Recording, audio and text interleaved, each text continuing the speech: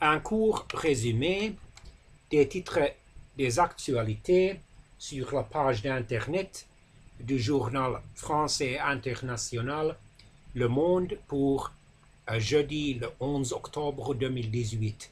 Je ne veux pas violer aucun droit d'auteur. Ouragan, comment le changement climatique les rend plus puissants. Cyclone, ouragan, typhon. Plus la température des océans augmente, plus les vents violents de ces phénomènes se renforcent. Explication en vidéo.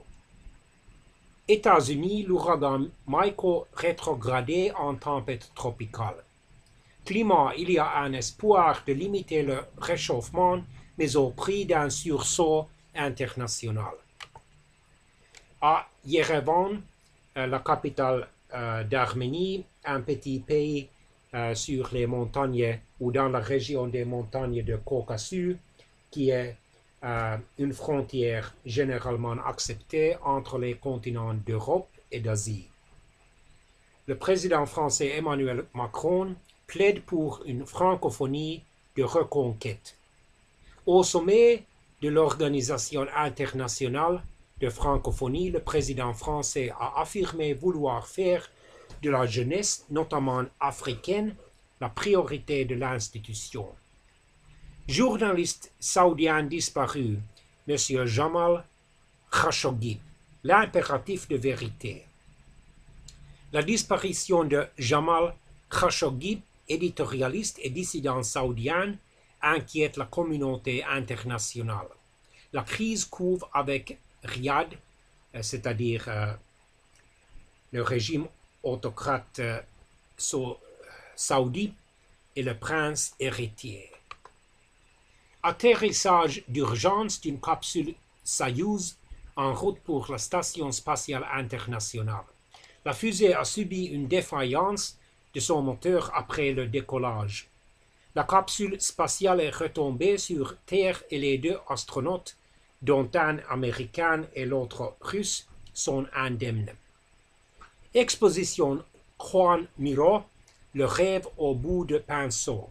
Le Grand Palais à Paris présente une rétrospective de 150 œuvres de l'artiste catalan jusqu'au 4 février 2019.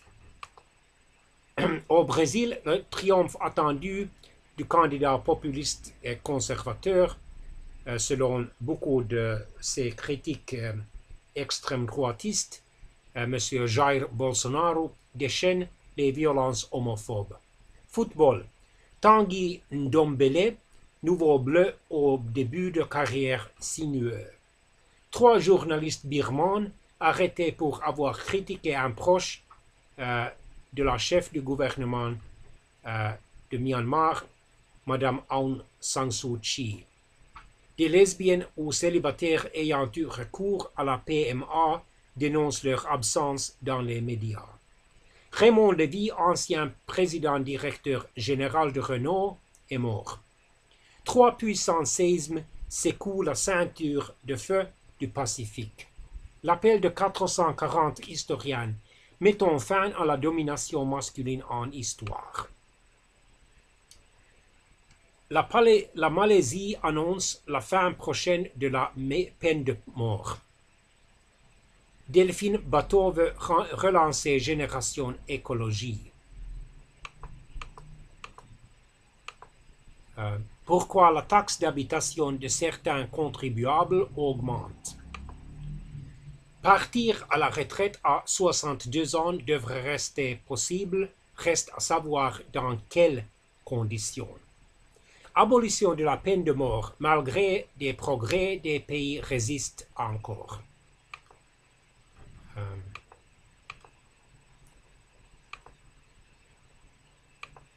Manifestation. Ce gouvernement détricote nos droits. 21 500 personnes, selon le cabinet Occurrence, étaient réunies contre la politique du président français Emmanuel Macron mardi à Paris, à l'appel notamment de la CGT et de FO. Réseaux sociaux, quand les fonctionnaires se prennent les pieds dans le devoir de réserve. Au ministère de l'Intérieur français, la chaise vide occupe tous les esprits. Jean-Yves Liénard, l'avocat pénaliste qui alliait rouerie et élégance, est mort.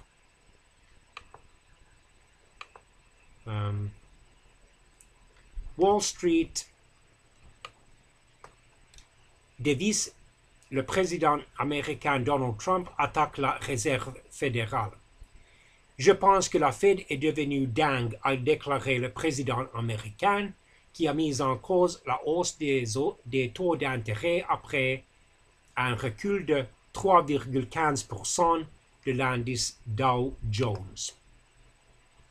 En Suisse, bataille autour de l'espionnage des bénéficiaires des aides sociales.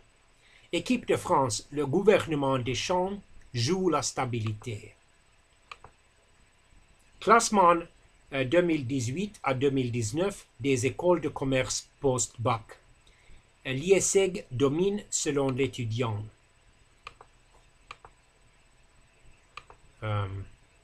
Les smartphones Pixel 3 de Google seront commercialisés en France.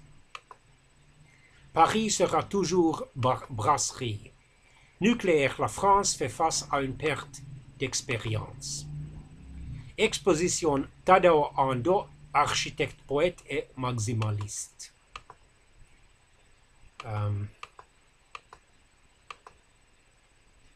Dit temps fort de la Nuit Blanche 2018 à Paris. Le manque de performance économique de l'Italie se reflète dans le taux de rendement exigé sur la dette souveraine.